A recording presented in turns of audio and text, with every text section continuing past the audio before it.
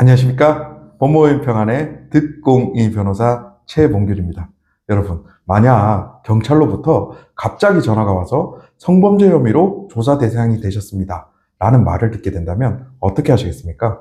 당황하고 머릿속이 하얘지겠죠? 하지만 이 순간 어떻게 대응하느냐에 따라 사건의 방향이 완전히 달라질 수 있습니다. 오늘은 성범죄 경찰 조사를 앞두고 반드시 알아야 할 대응 방법을 알려드리겠습니다.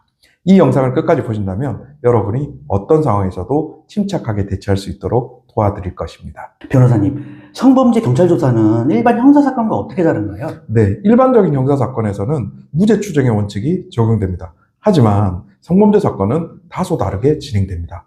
피해자의 진술이 매우 중요한 증거로 작용하며 피의자가 자신의 무죄를 적극적으로 입증해야 하는 경우가 많습니다. 또한 첫 번째 진술이 결정적인 영향을 미칠 수 있기 때문에 사전에 철저한 준비가 필요합니다. 한 번 진술한 내용을 나중에 번복하면 신빙성이 떨어질 수 있어서 더욱 신중한 접근이 필요합니다. 만약 경찰로부터 조사를 받으러 오라는 연락이 오면 많이 당황할 것 같은데 그때 어떻게 해야 되나요? 네, 경찰로부터 성범죄 혐의로 조사 대상이 되었다는 연락을 받게 되면 우선 당황하지 말고 침착하게 대응하시는 것이 중요합니다. 가장 먼저 해야 할 일은 혐의 내용을 정확히 아시는 것입니다.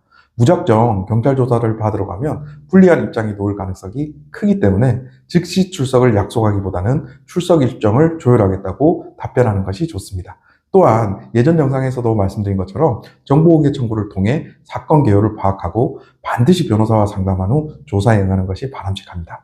경찰 조사는 처음부터 전략적으로 접근해야 하며 첫 대응부터 신중해야 합니다. 혐의를 인정하는 경우와 부인하는 경우 경찰 조사 준비 방법이 어떻게 다른가요?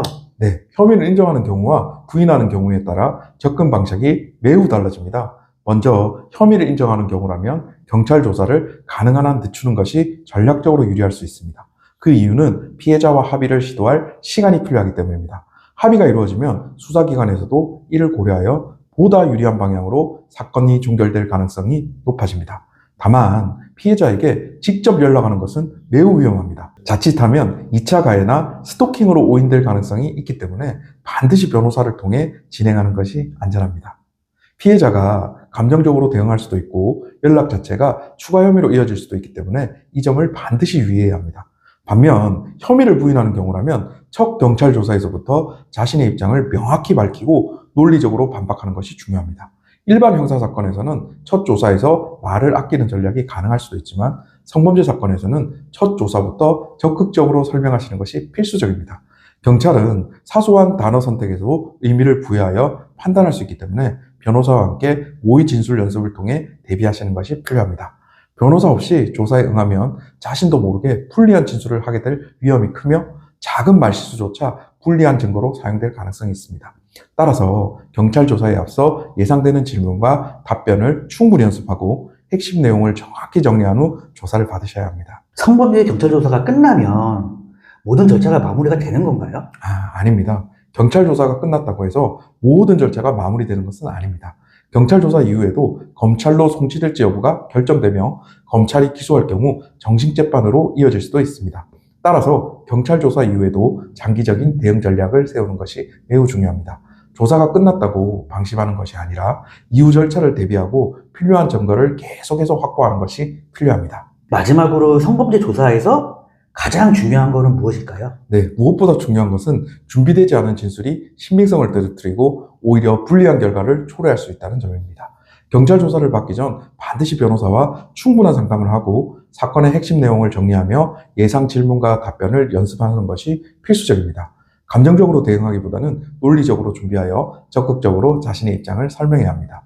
첫 번째 진술이 사건의 방향을 결정할 수 있기 때문에 절대로 가볍게 생각해서는 안 됩니다. 성범죄 혐의는 개인의 사회적, 법적 지위를 심각하게 위협할 수 있습니다. 철저한 준비와 전략적인 접근을 통해 억울한 결과를 방지하셨으면 좋겠습니다. 오늘 내용이 좀 도움이 되셨나요? 성범죄 경찰 조사는 단순한 해명이 아니라 개인의 인생을 좌우할 수 있는 중요한 순간입니다.